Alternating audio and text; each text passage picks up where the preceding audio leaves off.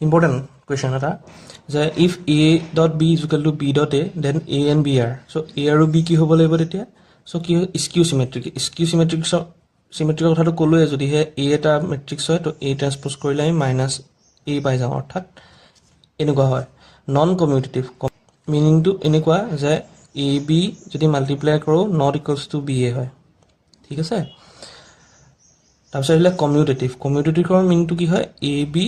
যদি দুটা মেট্ৰিক্স হয় এ আৰু বি দুটা যদি মাল্টিপ্লাই কৰোঁ তেতিয়া আমি বি এৰ সমান পাওঁ চ' সেইটো হ'লেহে আমাৰ সেইটো কমিউটেটিভ মেট্ৰিক্স হ'ব ঠিক আছে চ' অপশ্যন কিহনটো হ'ব কাৰেক্ট অপশ্যন চিটো কাৰেক্ট হ'ব আৰু নট ইনভাৰ্টিবল মিনছটো কি যে ইয়াত এ ইউনিভাৰ্ছ এক্সিষ্ট নকৰে ইউনিভাৰ্ছ ডাজণ্ট এক্সিষ্ট নকৰে ঠিক আছে চ' অপশ্যন এইটো হ'ব